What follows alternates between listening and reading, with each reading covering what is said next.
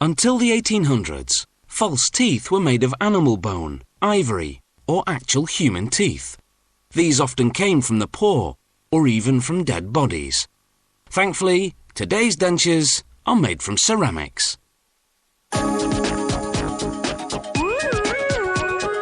It all starts by heating a sheet of wax over a flame, which is pressed onto a rough plaster model of the patient's mouth.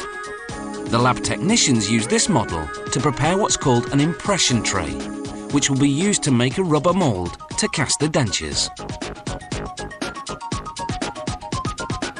An acrylic material is applied over the wax lining, forming a handle so it can be removed afterwards.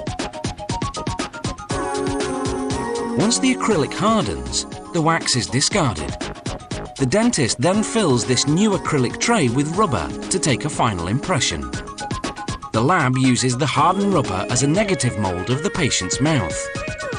The mould is filled with plaster to make a new, more precise model. The new model is used to make the part of the dentures that fits on top of the patient's gums. A special orthodontic acrylic is pressed into the model to form what's called the base plate. Then a sheet of wax is heated to form the rim of the base. This new acrylic and wax model now goes back for another fitting in the patient's mouth. The dentist takes a series of measurements to show the lab exactly where to place the teeth. The technicians then select the teeth that will best suit the size of the patient's mouth. The teeth are installed one by one into the model's wax rim, which is then sent back to the dentist for final fitting. The dentist checks that everything is centered and that the patient's bite is properly aligned.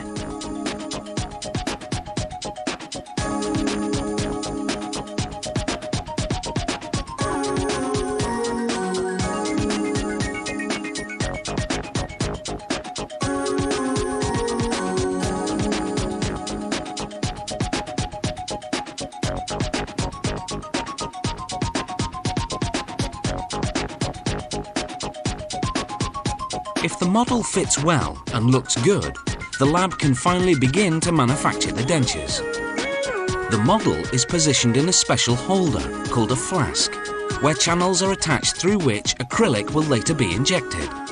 This acrylic will replace the wax holding the teeth in place. But first, to get rid of the wax, a plaster mould is cast which will hold the teeth in place. Once the plaster dries, it's submerged in hot water for 5 minutes to melt the wax inside.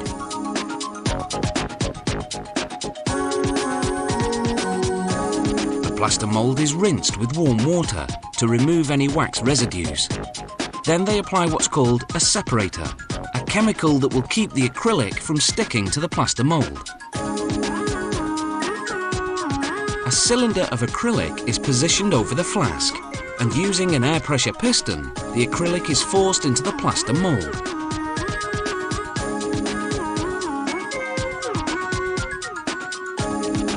The mould is submerged in boiling water for 35 minutes to harden the acrylic.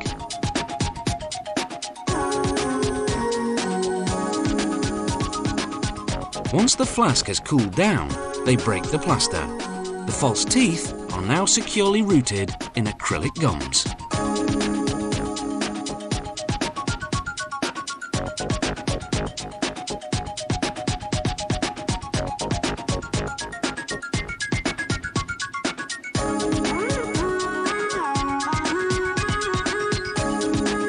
An ultrasonic bath rids the dentures of any remaining plaster.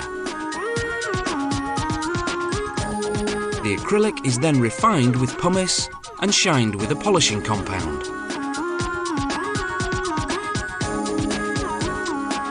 The set of false teeth is finally ready.